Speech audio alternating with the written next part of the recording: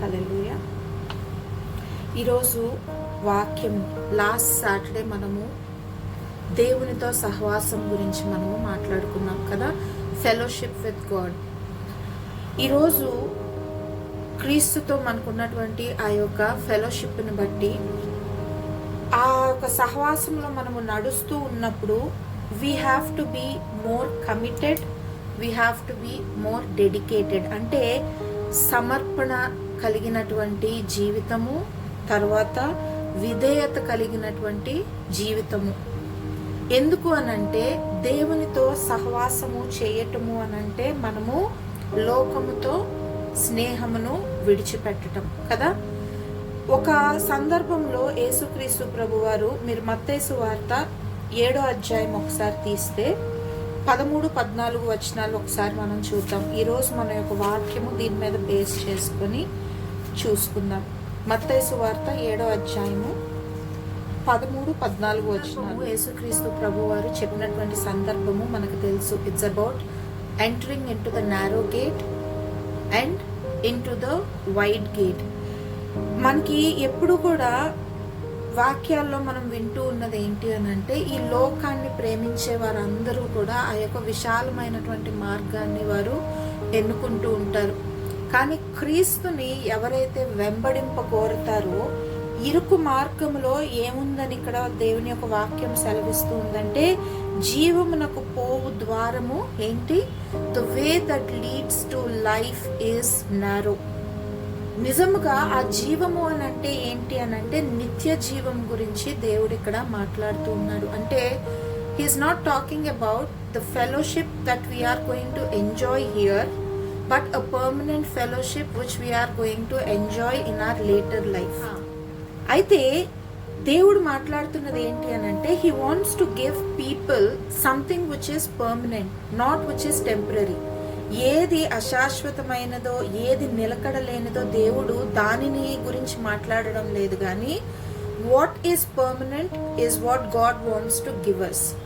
మనము ఈ జీవితంలో ఈ భూమి మీద ఉన్నప్పుడు he wants to give us a full life, a complete life in him.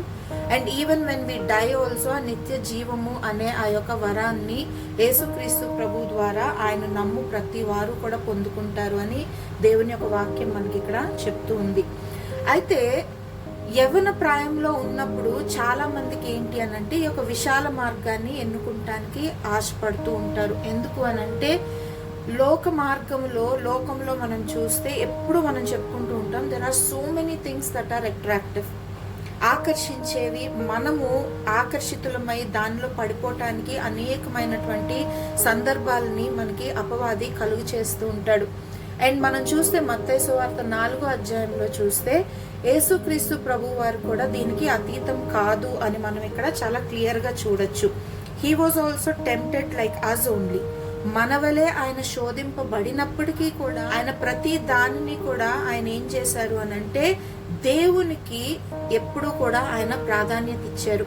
అంటే తండ్రి ఇవ్వబోతున్నటువంటి జీవం ఏదైతే ఉందో దానికే ఆయన గొప్ప ప్రాధాన్యత ఇచ్చి ఈ లోకంలో ఉన్న వాటన్నిటినీ కూడాను ఆయన తృణీకరించినట్టుగా మనం ఇక్కడ చూస్తూ ఉన్నాం. అయితే యవ్వన ప్రాయంలో ఈ కైండ్ ఆఫ్ డెడికేషన్ కానీ, being loyal towards and faithful towards God అన్నది చాలా కష్టమైనది. This is one of the greatest challenges that any youth would face. And many people fail. యవ్వన ప్రాయంలో తొట్టిల్లటము అది ఖచ్చితము అని దేవుని యొక్క వాదన. అంటే ఖచ్చితంగా తొట్టిల్లుతారు యవ్వనస్తులు, because at any point of time అపవాది వారిని శోధిస్తూనే ఉంటది. కానీ మనం ఎప్పుడైతే దేవుని యొక్క మార్గంలో నడవటానికి మనం ఇష్టపడుతూ ఉంటామో, ఆటోమేటిక్గా ప్రతిదాన్ని కూడా జయించి నిలబడగలుగుతాం. చూడండి, దేవుని యొక్క వాక్యం ఇప్పుడు చదివినటువంటి వాక్యాన్ని మనం చూస్తే, narrow road is all about like the quality, it's not about the quantity కదా. మీకు అర్థమవుతుందా నేనేం చెప్తున్నానో? క్వాలిటీ వర్సెస్ క్వాంటిటీ అని మనం తీసుకుంటే, ఇరుకు మార్గంలో వెళ్ళినప్పుడు పక్క పక్కన ఎవరు నడవలేరు. మీరు గమనించవలసింది ఏంటి అని అంటే, we always have to follow someone who is ahead of us. అంటే వెనకాలండి మనం ఎప్పుడు కూడా ఏం చేస్తూ ఉండాలంటే, మనం ముందున్న వాళ్ళని చూసి మనం ఏం చేస్తూ ఉండాలి? ఫాలో అవ్వాలి. We have to follow the foot steps. పక్క పక్కన నడవటానికి ఉండదు. చూడండి, ఒక్కొక్కసారి మనం నారో రోడ్స్కి వస్తూ ఉంటాం, ఘాట్ రోడ్స్ ఇవన్నీ కూడా మనం చూసినప్పుడు పక్క నుంచి వెహికల్స్ వెళ్ళటానికి ఎంత కష్టంగా ఉంటుంది. మోస్ట్ ఆఫ్ ద టైం ఏమవుతూ ఉంటుంది అని అంటే ముందున్న వెహికల్ని ఓవర్టేక్ చేయడానికి ఉండదు. ఆ యొక్క నారో రోడ్ వెళ్ళే వరకు కూడా మనం ఏం చేస్తామంటే మన వెహికల్ని ముందున్న వెహికల్ వెనకాలే మనం ఏమవుతూ ఉంటాము, ఫాలో అవుతూ ఉంటాం. That is how it is. We know మామూలుగా విశాలమైనటువంటి మార్గంలో వెళ్ళినప్పుడు ఎంత ఫాస్ట్గా మనం హైవేస్ మీద వెళ్తామో, కానీ సింగిల్ రోడ్స్లో వెళ్ళినప్పుడు మన యొక్క నడక కానీ మన యొక్క డ్రైవ్ కానీ ఏమైపోతుంది, ఇట్ బికమ్స్ స్లో. ఎందుకు అని అంటే అది కష్టంగా అనిపిస్తూ ఉంటుంది. Following like the vehicle ahead of us is always difficult. మనము ఆ కైండ్ ఆఫ్ దూకుడు స్వభావంతో కానీ తొందరపాటుతనంతో కానీ మనం వెళ్తే we always end up in accidents. అవునా కాదా? అందుకనే ఇరుకు మార్గంలో నడవటంకి మనకి మొట్టమొదటిది కావాల్సింది ఏంటో తెలుసా? సహనం కావాలి. వెనకాల మనము అడుగుజాడల్లో నడవటానికి మొట్టమొదటిగా ఇష్టపడాలి. రెండోది మనకి సహనము, ఓర్పు అన్నది కావాలి. ఎందుకంటే ఆ యొక్క కాలం నుంచి కూడా యేసుక్రీస్తు ప్రభు వారి యొక్క భూలోకంలోకి వచ్చిన దగ్గర నుండి కూడా ఆయన విడిచిపెట్టినటువంటి ఫుట్ స్టెప్స్ మనం తీసుకుంటే, first he made himself how many disciples ఎంతమంది డిసైపుల్స్ని చేసుకున్నారు ఆయన? 12 మంది శిష్యులు అని మనకి తెలుసు. ఆ 12 తర్వాత అపోస్తుల కార్యంలోకి మనం వస్తే మొదటి అధ్యాయంలో మనం చూస్తే దే బికేమ్ 120. ఆ తర్వాత మొదటి కొరింథీయులు 15వ అధ్యాయంలో ఒక దగ్గర రాయబడి ఉంటుంది, వాళ్ళు ఎంతమంది అయ్యారంటే సుమారు 500 మంది అని ఉంటుంది. అంటే ఎక్కడా కూడా ఏంటి అని అంటే అది ఆగటలా. Everybody were following the footsteps of Christ what he left. ఆయన వెనకాల రావటమును బట్టి, ఆయన అడుగుజాడల్లో నడవటం బట్టి, వాళ్ళు ఈరోజు ఆ మాదిరిని విడవటం బట్టి మనకి యేసుక్రీస్తు ప్రభువారంటే ఎవరు అన్నది మనందరికీ కూడా తెలుస్తూ ఉంది. So it is not easy. ఆ యొక్క ఇరుకు మార్గాన్ని ఎన్నుకొని వెళ్ళినటువంటి వాళ్ళందరినీ మనం ఏంటంటే ఒక ఎగ్జాంపుల్గా మనం తీసుకొని దానిని మనము ఫాలో అవుతూ ఉన్నాం. ఒక దగ్గర అపోజిల్ పాల్ చెప్తూ ఉంటాడు, మీరు నన్ను పోలి నడుచుకోండి అని చెప్తూ ఉంటాడు. But that doesn't mean that like పౌల్ని చూసి మీరు నడవండి అని ఆయన చెప్పడం లేదు. కానీ ఆయన గలతీలకు రాసిన పత్రికలో చెప్తాడు, ఇక జీవిస్తున్న వాడిని నేను కాదు, నాలోనే క్రీస్తు జీవిస్తూ ఉన్నాడు, నా శరీరమందు ఆయన జీవిస్తున్నాడు అని ఆయన అన్నారు. అంటే నన్ను ఫాలో అవ్వండి, వెంబడించండి అని అంటే ఆయన ఎవరి గురించి మాట్లాడుతున్నారు అని అంటే క్రీస్తుని వెంబడించడం గురించి ఆయన మాట్లాడుతున్నారు. That is the kind of a dedication that we need to have. మనం ఆ యొక్క ఇరుకు మార్గంలో వెళ్ళటానికి ఇష్టపడాలి అని అంటే ఆ కైండ్ ఆఫ్ సమర్పణ, అంకిత భావము మనందరికీ కూడా కావాలి. రెండోది, విశ్వాస పాత్రులుగా మనందరము కూడా నడవటానికి మనము ఇష్టపడాలి. చాలా మందికి క్రైస్తవుల్లో మనం చూస్తే యవ్వన బిడ్డలే కాదు, పెద్దవాళ్ళు కూడా ఏంటి అని అంటే ఈ రకమైనటువంటి కమిట్మెంట్ని ఇవ్వటానికి వారు ఇష్టపడరు. దేవునితో సహవాసం చేయటానికి ఓకే రోజు ఈ టైం నుంచి ఈ టైము అని అనుకున్నాం అనుకోండి, అయినా పనుల భారం ఉంటుంది, అన్నీ ఉంటుంది, కానీ ఆ కమిట్మెంట్ ఇవ్వాలి అని అంటే ఫస్ట్ మనం దేనికి ప్రాధాన్యత ఇస్తాము అని అంటే ఇది మనందరము కూడా యాక్సెప్ట్ చేయవలసిందే. అవునా కాదా? మొట్టమొదటిగా మనం దేనికి ప్రాధాన్యత ఇస్తాం? మన ఉద్యోగస్తులు అయితే ఉద్యోగానికి ప్రాధాన్యత ఇస్తారు. ఎందుకు అంటే మనం తెలుసుకోవాల్సింది ఏంటి అని అంటే బికాస్ ఆఫ్ ద సర్కమ్స్టెన్సెస్, పరిస్థితుల్ని బట్టి మనం ఎప్పుడూ కూడా ఆ యొక్క కమిట్మెంట్ని ఇవ్వటానికి ఒక మేజర్ అబ్స్టికల్, హిండరెన్స్ మనకి ఏంటో తెలుసా? మనకి ఈ లోకములో కలిగినటువంటి పనుల భారము is one of the major hindrances that makes people not to commit to Christ. క్రీస్తుకి సమర్పణ, కంప్లీట్గా సమర్పించుకునే జీవితం నుంచి వెనక్కి వెళ్ళటానికి ఇదొక హిండ్రెన్స్గా ఉంటూ ఉంటుంది. రెండోది మనం చూసుకుంటే టు ప్రైజ్ పీపుల్, అంటే ప్లీజ్ పీపుల్, ఇతరులను, మనుష్యుల్ని సంతోషపెట్టడానికి ఒక్కొక్కసారి మనం ఏం చేస్తూ ఉంటాము అని అంటే దేవుడి పట్ల మనకు ఉన్నటువంటి కమిట్మెంట్స్ని మనము పక్కన పెడుతూ ఉంటాం. ఈ సందర్భము మనం ఇక్కడ చూడండి, యోహాను సువార్త 12వ అధ్యాయం ఒకసారి మనం చూసుకుంటే 42 వచనము. యోహాను సువార్త 12:42. అయినను అధికారులలో కూడా అనేకులు ఆయన యందు విశ్వాసముంచిరి గాని సమాజములో నుండి వెలివేయబడుదురు. వారు ఆయన మరణ గడియలు వచ్చే ముందు ఎంతో విస్తృతంగా he started preaching about the kingdom of God. చాలా మందికి ఆయన బోధలను బట్టి ఎంతో మంది ఆశ్చర్యపోయారు, ఇష్టంగా ఫాలో అవుతూ వచ్చారు. బట్ ఆ కమిట్మెంట్, ఆ ఫాలోయింగ్ అన్నది ఏంటి అని అంటే they had their own limitations. ఎక్కడ వరకు? ఇప్పుడు మనుషులుగా మేము గనక యేసుక్రీస్తు ప్రభు వారిని వెంబడిస్తే ఇక్కడ ఉన్నటువంటి పరిసయ్యులు వీళ్ళందరూ కూడా మమ్మల్ని ఇంకా ఏ ప్రోగ్రామ్స్కి కానీ మమ్మల్ని సమాజంలో బహిష్కరిస్తారేమో, ఏ విధంగా కూడా మమ్మల్ని పైకి రానివ్వరేమో అన్నటువంటి భయముతో వాళ్ళు ఏం చేశారంట? యేసుక్రీస్తు ప్రభు వారిని తృణీకరించారంట. ఈ రకమైనటువంటి కోవలోకి చాలా మంది వస్తూ ఉంటారు. In order to please people, దేవుడిని సైతము వెంబడించడానికి వారు ఏం చేస్తూ ఉంటారంటే వెనకడుగు వేస్తూ ఉంటారు. ఈరోజు మనందరము కూడా మనల్ని మనము ప్రశ్నించుకోవాలి. Are there any hindrances in my life where I'm not able to commit to Christ? Committing to Christ అంటే ఏంటంటే నాన్న, వి ఆల్ నో, మనం చదువుకోవాలి, మనం ఉద్యోగం చేసుకోవాలి, రెస్పాన్సిబుల్గా ఉండాలి, ఇవన్నీ చెయ్యాలి అని అంటే there are so many things that we need to take care in life.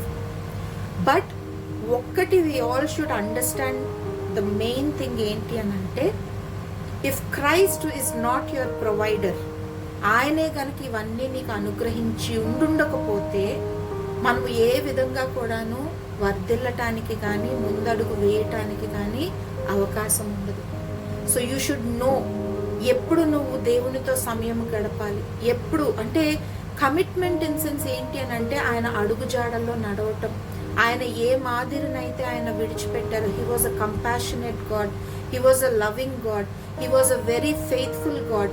So ఈ రకమైనటువంటి కొన్ని యాట్రిబ్యూట్స్ ఏవేవైతే ఆయన కలిగి ఉన్నాడో వాటన్నిటినీ కూడా, గుణ లక్షణాలన్నిటినీ కూడా మనము మన యొక్క ఎవ్రీడే లైఫ్లో మనం వాటిని చూపించాలి ఇతరులకు.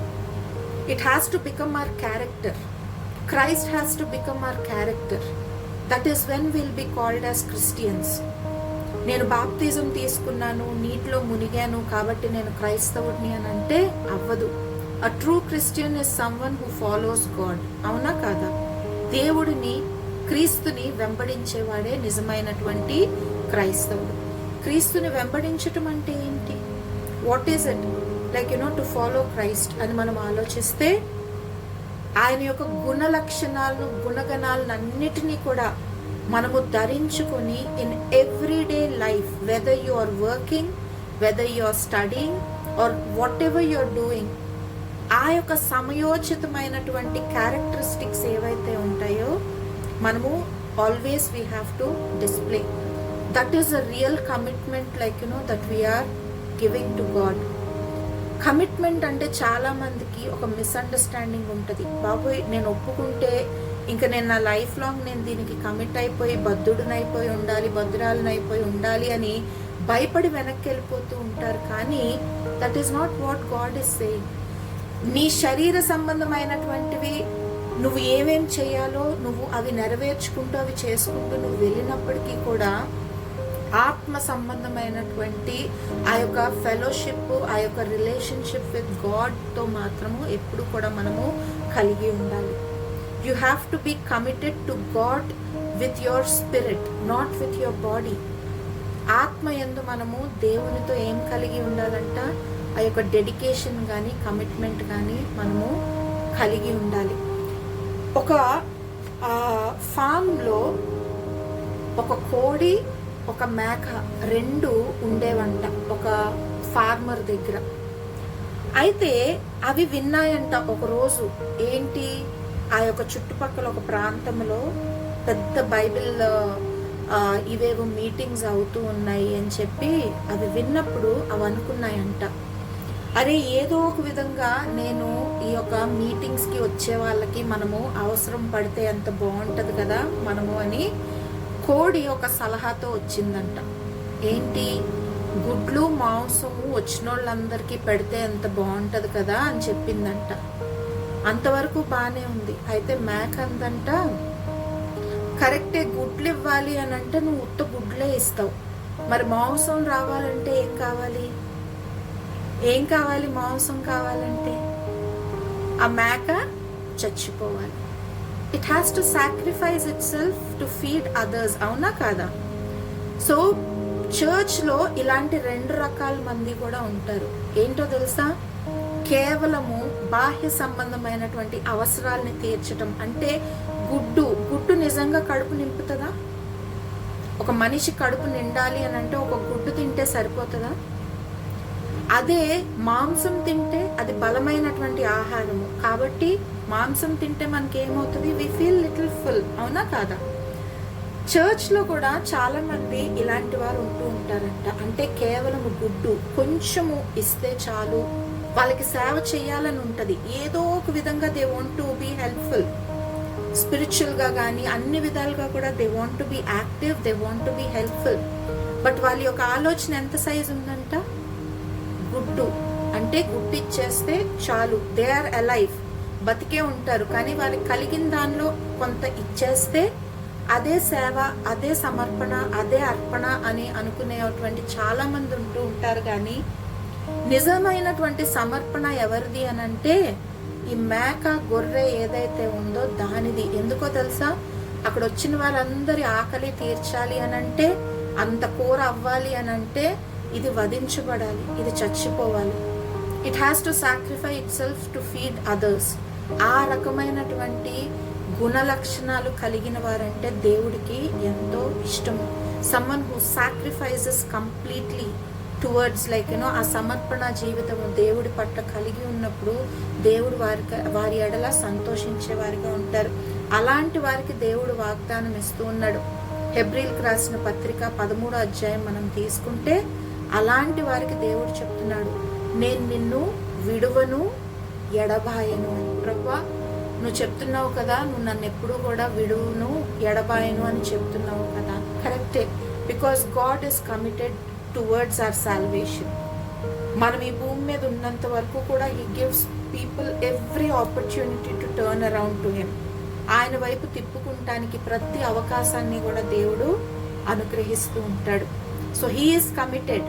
బట్ మరి మన కమిట్మెంట్ ఎక్కడుంది? ఆయన మనల్ని విడువుడు ఎడబాయుడు. ఈ వాక్యం ఎవరికి? విత్ ఫుల్ ఫెయిత్ అండ్ కమిట్మెంట్తో మనం ఎప్పుడైతే క్రీస్తుని వెంబడిస్తామో అలాంటి వారిని దేవుడు ఎప్పటికీ కూడా విడిచిపెట్టడు, మనల్ని ఎడబాసేవాడిగా ఉండడు. ఇవన్నీ మనం పక్కన పెట్టేసి మనం కమిట్మెంట్ కానీ, డెడికేషన్ కానీ, లాయల్టీ కానీ, ఫెయిత్ఫుల్నెస్ కానీ ఇవేవి కూడా మనకి లేకుండా, ఈ కైండ్ ఆఫ్ లక్షణాలు మనకి ఏవి కూడా లేకుండా దేవుడు మన జీవితంలో అన్నీ తీర్చేయాలి, అన్నీ మనకి చేసేయాలి అని అంటే ఎలాగవుతుంది? Is it possible? Are we in the right relationship with God? లేదు కదా. అందుకనే చూడండి, లూకాసు వార్త ఒకసారి తీస్తే ఇక్కడ ఒక యవ్వనస్తుడు 14వ అధ్యాయం ఒకసారి తీద్దాం, ముందు 9వ అధ్యాయం తీద్దాం. లూకాసు వార్త 9వ అధ్యాయం ఒకసారి తీస్తే 57వ వచనం. వారు మార్గమున వెళ్ళుచున్నగా ఒకడు నీవెక్కడికి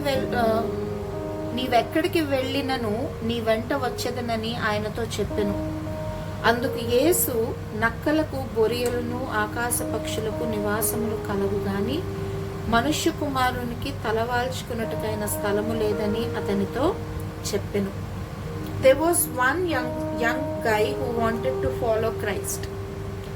సో నువ్వు ఎక్కడికి వెళ్ళినా కూడా నేను నీతో పాటు నిన్ను వెంబడిస్తాను అని చెప్పి అతను వచ్చాడు. బట్ మనం చూస్తే యేసుక్రీస్తు ప్రభు వారి యొక్క రిప్లైని మనం చూస్తే ఆశ్చర్య ఫర్ హార్ట్స్. మనకు తెలీదు మనుషుల యొక్క ఉద్దేశాలు, వారి యొక్క ఇవి ఏంటి అన్నది మనకు తెలియదు, కానీ దేవుడికి ఖచ్చితంగా తెలుసు whether they will be committed to him or no.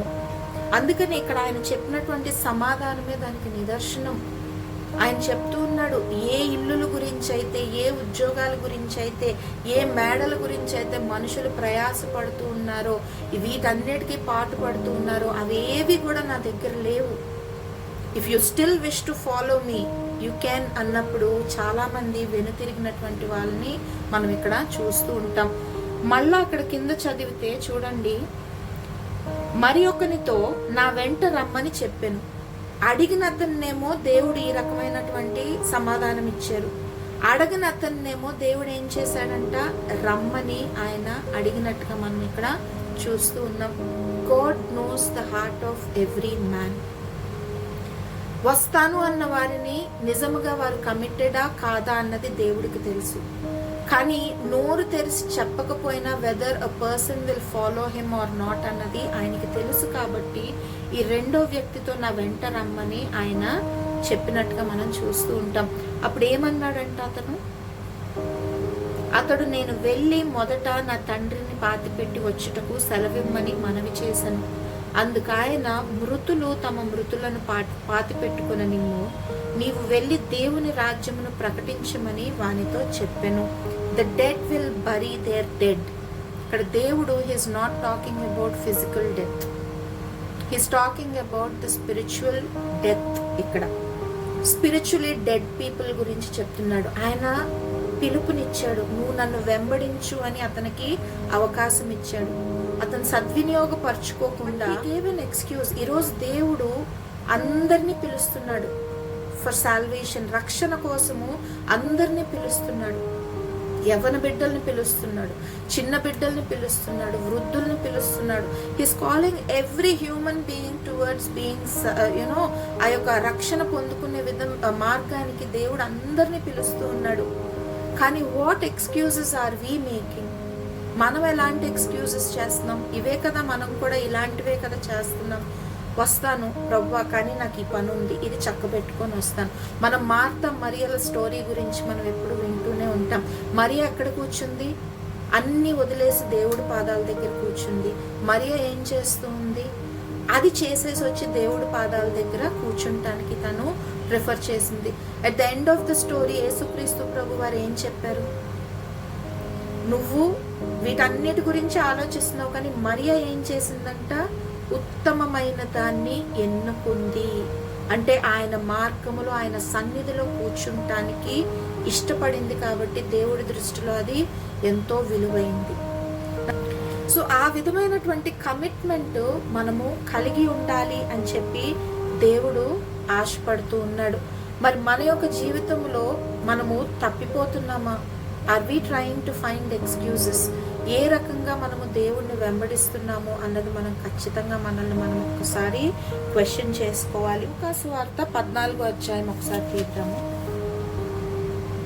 14వ అధ్యాయం 26వ వచనం ఒకసారి మనం చూస్తే, నా యొద్దకు వచ్చి తన తండ్రిని, తల్లిని, భార్యను, పిల్లలను, అన్నదమ్ములను, అక్క చెల్లెండ్రను, తన ప్రాణమును సహా ద్వేషింపకుంటే వాడు నా శిష్యుడు కానేరడు. This is a total commitment, a committed life which God is talking about, Christ is talking about. అందుకనే దీన్ని మనము ఇందాక చదివినటువంటి మత్తయి సువార్త 7వ అధ్యాయంలో ఇరుకు మార్గానికి మనము రిలేట్ చేసుకుంటే, why is the narrow way so difficult to pass అంటే this is the major hindrance for us. ఏముంది ఇక్కడ? తండ్రిని, తల్లిని, భార్యను, పిల్లలను, అన్నదమ్ములను, అక్క చెల్లెండ్రను, తన ప్రాణమును సహా. అంటే any kind of this relationships can become a major stumbling block to give a commitment to God. మనము అలా అనుకుంటే మరి why did God establish families అని మనం అనుకోవచ్చు. దేవుడు ఏది ఎస్టాబ్లిష్ చేసినా కూడా ఆయనకు పైగా ఏది ఆయన చేయలా. అందుకని ఆయన ఆజ్ఞల్లో మనం చూస్తే what you have to remember is, ఆయన మొట్టమొదటి ఆజ్ఞ ఏమిచ్చాడు? నీ దేవుడును నువ్వు పూర్ణ హృదయముతోనూ, నీ పూర్ణ ఆత్మతోనూ, నీ పూర్ణ వివేచనతో ఆయనను నువ్వు ప్రేమించే విధముగా ఉండాలి. In your life your first and foremost thing, commitment and dedication has to be towards God. మొదటిది దేవుడు, రెండవది తల్లిదండ్రులు, మూడవది సెల్ఫ్, తర్వాత భార్య, బిడ్డలు, చర్చ్. ఇలా ఒకదానికి స్టెప్ బై స్టెప్ మనం ఏంటి అని అంటే ఆ విధంగా మన యొక్క ప్రాధాన్యతని మనము సెట్ చేసుకుంటూ ఉండాలి. కానీ మనం ఏం చేస్తున్నాం తెలుసా, దేవుని యొక్క స్థానంలోకి మనకున్నటువంటి రిలేషన్షిప్స్ అన్నిటినీ కూడా మనం ఏం చేస్తున్నాము అని అంటే ముందుకు తీసుకుని వస్తున్నాం. మన యొక్క అవసరాన్ని బట్టి, మన యొక్క పరిస్థితులను బట్టి మనం ఏం చేస్తూ ఉంటామంటే ఒక్కొక్క దాన్ని ఆ ఫస్ట్ పొజిషన్కి మనం తీసుకొని వెళ్ళిపోతూ ఉంటాం. బట్ అది దేవుని దృష్టిలో ఎంతో తప్పు.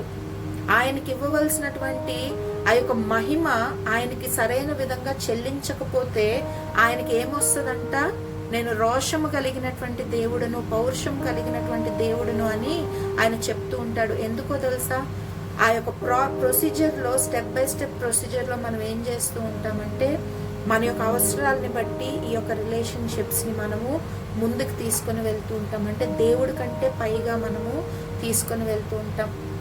ఆ సమయంలోనే మన జీవితాల్లో మనం ఏంటి అని అంటే దేవుని యొక్క బ్లెస్సింగ్స్కి, వీటన్నిటికీ కూడా మనము దూరమైపోతూ ఉంటామని మనం ఖచ్చితంగా వీ హ్యావ్ టు రిమెంబర్. కీర్తనలు 51:10 ఒకసారి మనం చూస్తే ఆ యొక్క గాడ్లీ లైఫ్ని లీడ్ చేయాలన్నటువంటి ఆలోచన మనకి కలిగి ఉండాలి. 51 కీర్తనలు 51:10 నీ పరిశుద్ధాత్మను నా యొద్ద నుండి నువ్వు తీసివేయకుము. అంటే we need to have a desire, a passion to live a godly life.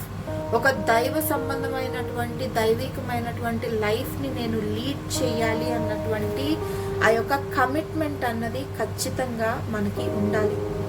ఎప్పుడైతే నేను గాడ్లీ లైఫ్ లీడ్ చేయాలి అని అనుకుంటామో ఆటోమేటిక్గా ఈ లోకంలో ఉన్నటువంటి ఏ టెంప్టేషన్ కూడాను మనల్ని ఆకర్షించదు. అల్లరితో కూడినటువంటి ఆటపాటలు కూడా ఏంటో తెలుసా, దేవుడి దృష్టికి ఎంతో హేయమైనది. ఈరోజు మనము పాటలు వినటానికి కానీ, సినిమాలు చూడటానికి కానీ ఏ రకంగా కొనను మనము వెనకాడట్లేదు. ఎందుకో తెలుసా, ఆ భయం లేదు. దేవుడు చెప్పినటువంటి ఆజ్ఞను, వీటన్నిటిని పాటించాలి అన్నటువంటి భయం కానీ, కమిట్మెంట్ కానీ మనకి ఏది తప్పు ఏది ఒప్పు అని తెలుసుకునే టైం ఏంటి అని అంటే ఇట్స్ అ క్రూషియల్ టైం. యవ్వన ప్రాయము ఎంత క్రూషియల్ టైం అని అంటే మనం పూర్తిగా ఈ లోకంలో పడిపోయి కొట్టుకొని వెళ్ళిపోవటానికి ఇదే అవకాశము. కంప్లీట్గా దేవుణ్ణి తెలుసుకొని సమర్పణ జీవితంతో ఆ త్రోవలో, ఇరుకు మార్గంలో నడవటానికి కూడా ఇదే సరైనటువంటి అవకాశము. ప్రసంగి గ్రంథంలో మనం చూస్తే మీకు దొరికినటువంటి ఏ పనినైనా కూడా చేయటానికి మీరు వెనక్కి తీయొద్దు అని ఒక మాట ఉంటుంది. చూడండి 9వ అధ్యాయము, ప్రసంగి 9వ అధ్యాయము 10వ వచనం ఒకసారి చూడండి. This is what it's saying. మీకు చేయటానికి ఏ పని మీకు వచ్చినా కూడా శక్తికి లోపం లేకుండా చేయండి. కానీ నీవు పోవు పాతాళమునందు పని అయినను, ఉపాయమైనను, తెలివైనను, జ్ఞానమైనను లేదు. ఈరోజు when God is calling you for a committed life, ఆ యొక్క ఆధ్యాత్మికమైనటువంటి కమిట్మెంట్కి దేవుడు మిమ్మల్ని పిలుస్తూ ఉన్నప్పుడు మీ శక్తికి లోపం లేకుండా మీరు చేయటానికి ప్రయత్నించండి. వాట్ ఎవర్ ఇట్ ఈస్, సమర్పణతో, డెడికేటెడ్తో, మీకు ఇవ్వబడినటువంటి టాలెంట్స్తో ఏటినైనా సరే మీరు చేయండి. అలా కాదు, నాకు ఇవేవి సెట్ అవ్వట్లేదు, నేను ఈ లోకం వైపే వెళ్తావా అనుకుంటావా, ఇక్కడ వాక్యం కూడా చెప్తుంది, పాతాళమునందు పని అయినను, ఉపాయమైనను, తెలివైనను, జ్ఞానమైనను ఏది కూడా ఉండదంట. అంటే ఏంటి దాని అర్థం? తుదకది ఎక్కడికి తీసుకుని వెళ్తుంది? నాశనమునకు తీసుకుని వెళ్ళే మార్గం ఏంటి? విశాలమైనటువంటి మార్గం. నువ్వు ఎప్పుడైతే ఆ యొక్క విశాలమైనటువంటి మార్గాన్ని ఎన్నుకొని, ఇరుకు మార్గము కష్టము అనుకొని మనము దీనిలో వెళ్లకుండా దానిలో వెళ్తాము, ఖచ్చితంగా దేవుని యొక్క వాక్యం చెప్తూ ఉంది మనము నాశనం వైపు మన యొక్క జీవితాన్ని మనము నడిపించుకుంటున్నాము అని. But that is not what God wants us to do. ఒకసారి ఇద్దరు సిస్టర్స్ ఉండేవాళ్ళంట. ఒక 8 సంవత్సరాల పాప, ఒక 5 సంవత్సరాల పాప. 8 సంవత్సరాల పాపకేమో చదువుకోవాలని చాలా ఆశ, కానీ 5 సంవత్సరాలు ఉన్న పాపకి చదువు అంటేనే ఇష్టం లేదు. కానీ అక్క ఎప్పుడు కూడా ఇన్సిస్ట్ చేస్తూ ఉండేదంట, చదువుకునే ఆట ఆడుకుందాం రా, చదువుకునే ఆట ఆడుకుందాం రా అని చెప్పి. అయితే చదువుకునే ఆట అనేది ఏముంది, అసలు చదువు అంటేనే చిరాకు అయినప్పుడు అది ఆట అని ఎలాగనుకుంటాము అంటే అదంతా నాకు తెలీదు అని చెప్పి కంటిన్యూస్గా వాళ్ళ అక్క పర్సిస్ట్ చేస్తూ ఉన్నప్పుడు ఫైనల్గా ఆ చిన్న పాప ఒప్పుకుందంట, చెల్లి ఒప్పుకుందంట. సరే స్కూల్ ఆటే కదా నీకు కావాలి, ఆడుకుందాం రా అని చెప్పి, సరే డే 1 ఆఫ్ స్కూల్ ఆట, ప్లీజ్ మార్క్ మీ యాబ్సెంట్ అందంట. సో అలాగే ఉంది, తీసుకొని వస్తారు, కూర్చోబెడతారు.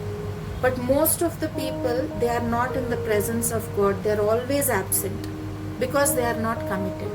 వాళ్ళకి ఇష్టం ఉండదు, నచ్చదు, దేవుడి సన్నిధి నచ్చదు, సమయం ఉండదు, బోల్డ్ రకాల పనులు ఉంటూ ఉంటాయి, భారాలు ఉంటూ ఉంటాయి. ఉంటాము కానీ వి వోంట్ బి ప్రెజెంట్ అన్నటువంటి ఆలోచన ఎంతో మంది అక్కడ కలిగి ఉంటూ ఉంటారు. ఒకసారి ఒక పాస్టర్ గారి దగ్గరికి ఒక ఆవిడ వచ్చి, పాస్టర్ గారు మా ఆయన మీ ప్రసంగం మధ్యలో అలాగ నడుచుకుంటూ వెళ్ళిపోవటం వల్ల మీరు ఏమన్నా ఫీల్ అయ్యారా అండి అని అడిగిందంట. అయితే పాస్టర్ గారు చెప్పారంట, నిజమే అమ్మ, సడన్గా అలాగా లెగిసి వెళ్ళిపోతే నేను కూడా ఆశ్చర్యపోయాను, ఎందుకు అలాగ వెళ్ళిపోయాడు అని చెప్పి ఆశ్చర్యపోయానంటే, అయ్యో క్షమించండి, మా ఆయనకి నిద్రలో నడిచే అలవాటు ఉంది, సో ఆ నిద్రలో నడిచే అలవాటు వల్ల అలాగే వెళ్ళిపోయాడు అని అర్థమైందంట. ఆయన ప్రసంగం చేస్తుంటే ఎంతమంది నిద్రపోతున్నారు. So there are Christians who are like present physically but they are absent spiritually.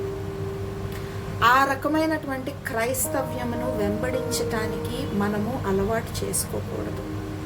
యవన ప్రాయము నుండి you have to commit your self to God.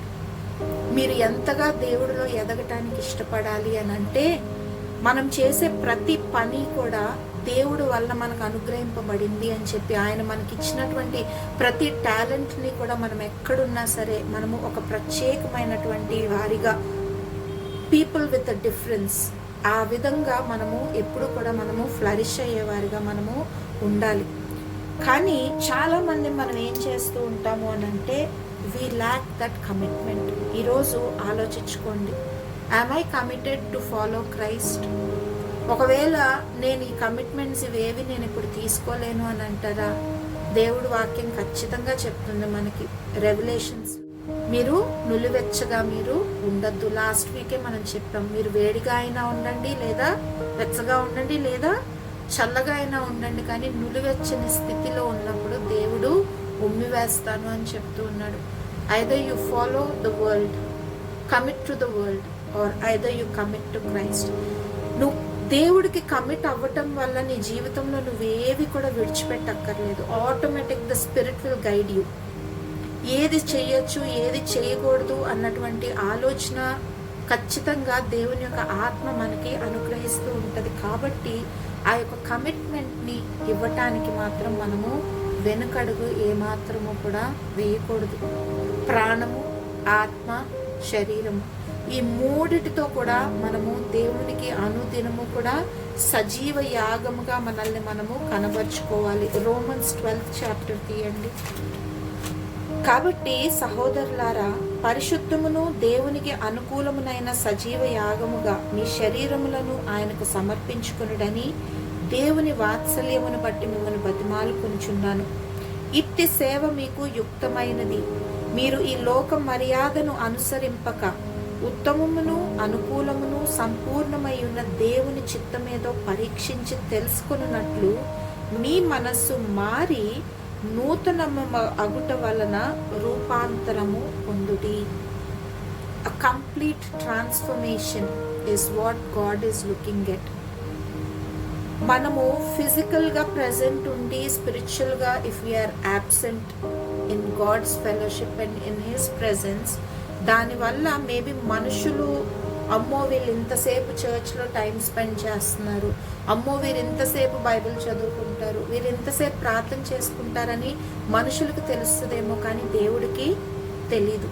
When you do anything with just your body, నీ కళ్ళతో నువ్వేదో నువ్వు చేసేసావా, ఇది చేసావా, ఇవేవి కూడా దేవుడి దృష్టికి వెళ్ళవు. కానీ నువ్వెప్పుడైతే నీ యొక్క ఆత్మను నువ్వు సమర్పించుకుంటావో దేవుడికి, కమిట్ యువర్ స్పిరిట్. యేసుక్రీస్తు ప్రభు వారు మరణించినప్పుడు ఆయన ఏం చేశారంట? ద లాస్ట్ థింగ్ ఆయన ఏం చేశారు? He committed his spirit in to the hands of his father. ఆత్మను అప్పగించుకున్నట్టుగా మనం ఇక్కడ చూస్తూ ఉంటాం. Complete సరెండరెన్స్ is what. ఆ కమిట్మెంట్తో ఆయన ఈ లోకానికి వచ్చారు. ఆ కమిట్మెంట్తోనే ఆయన ఫాలో అయ్యారు. ప్రతిదీ కూడా ఒక మాదిరిని మన కోసం ఆయన విడిచిపెట్టారు. కాబట్టి ఇరుకు మార్గములో నడవటము మొట్టమొదటిగా యేసుక్రీస్తు ప్రభువారు ఆ యొక్క ఎగ్జాంపుల్ని మనకి ఆయన చూపించారు. He first went in that way. ఆ మార్గములో ఆయన నడిచారు. కాబట్టి ఆయన నడవటం ఎప్పుడైతే మనము దగ్గరగా మనం పరిశీలిస్తామో మన జీవితంలో, ఆటోమేటిక్గా ఆయన వెనకాలే మనం నడిచినప్పుడు మన మార్గాన్ని ఆయన సరళం చేస్తానని వాగ్దానం చేశారు. సో ఈరోజు in whatever situation you are, wherever you are, దేవునికి ఆ యొక్క కమిట్మెంట్ ఇవ్వటానికి మాత్రం మీరు వెనకడుగు వేయకండి. ఎప్పుడు ఆయన సహవాసంలో ఉండాలని మీకు పిలుపు వస్తుందో అక్కడ ఆయన ఏమిచ్చాడు దేవుడు? నువ్వు నాతో రా, నన్ను వెంబడించు అని అడిగినప్పుడు ఆ యవనస్తుడు ఏం చేశాడంట? నేను వెళ్ళి నా తల్లిదండ్రులను నేను పాతి పెట్టొస్తాను. అంటే వాళ్ళు ఎప్పుడు చచ్చిపోతారో ఎప్పుడు ఉంటారో అది మనకు తెలియదు. All he was trying to do is by some time, make some excuse. తర్వాత వచ్చి నేను నిన్ను వెంబడిస్తానులే ప్రభు అని చెప్పినప్పుడు ఆయన చెప్తూ ఉన్నాడు, let the dead bury their dead. ఆత్మీయంగా మరణించిన వారు ఆత్మీయంగా మరణించడంలోనే వెళ్ళిపోనివ్వండి. కానీ మిమ్మల్ని దేవుడు బలపరచడానికి, జీవింప చేయటానికి ఆయన మిమ్మల్ని నన్ను పిలుచుకున్నప్పుడు ఆ యొక్క పిలుపుకు మాత్రం మనందరము ఖచ్చితంగా విధేయులమై ఉండటము నిజమైనటువంటి కమిట్మెంట్. ఆ విధంగా మనందరము కూడా జీవించాలని, ప్రత్యేకంగా యవ్వన బిడ్డలైన మీకు ఎన్నో శోధనలు వస్తూ ఉంటాయి, టెంప్టేషన్స్ వస్తూ ఉంటాయి to follow the world pattern. కానీ ఇక్కడ చెప్తున్నాడు, ఈ లోక మర్యాదను మీరు అనుసరించద్దు. సంపూర్ణమైనటువంటి దేవుని యొక్క చిత్తం ఏదో మీరు తెలుసుకొని ఆ ప్రకారముగా మీరు మారి రూపాంతరము చెందుడి. మీరు తర్వాత ఈ వర్స్ని వర్డ్ బై వర్డ్ విడగొట్టి చదువుకోండి. ఒక్కొక్క స్టెప్ అక్కడ మీరు చూడొచ్చు. మనం ఏదో చదువుకుంటూ ఆ 2 lines 3 lines ఆ రోమన్స్ 12th చాప్టర్లో మనం చదువుకెళ్ళిపోతున్నాం. కానీ దేవుడు అక్కడ ఒక స్టెప్ బై స్టెప్ ప్రొసీజర్ని అక్కడ పౌలు ద్వారా రాయించాడు. So if you can follow that step, ఆటోమేటిక్గా ఆ యొక్క ఇరుకు మార్గంలో వెళ్ళినప్పుడు కూడా మనకి ఏ విధమైనటువంటి కష్టమో మనము ఎదుర్కోము. ఎందుకంటే he's already walk that way. ఆ విధంగా మన అందరము కూడా దేవుడు ఏర్పరిచినటువంటి ఆ యొక్క మార్గంలో నడవాలని ప్రార్థిస్తూ ఉన్నాను. మిమ్మల్ని అందరినీ కూడా ఆ విధంగా మీరు ప్రార్థనలో దేవుడితో సహవాసంలో ఉండటం నేర్చుకోండి. కమిట్మెంట్ ఇవ్వటానికి మీరు వెనక తీయకుండా నిత్యము వాక్యాన్ని ధ్యానించుకుని ప్రార్థన చేసుకుని ఆయన చిత్తం ఏంటో తెలుసుకుని ఆ విధంగా మీ లైఫ్ని మీరు బ్లెస్ చేసుకోండి. ఆ విధంగా మీ యొక్క బ్లెస్సింగ్స్ని మీరు కౌంట్ చేసుకోండి. ఒకానొక సమయంలో people will see you and they will follow your way. వీళ్ళు క్రీస్తుని వెంబడించిన వారు కాబట్టి మేము కూడా వారిని వెంబడించాలి అన్నటువంటి పౌలు మాట ఏదైతే ఉందో అది మిమ్మల్ని బట్టి కూడా దేవుడు జరిగించుకుంటాడు.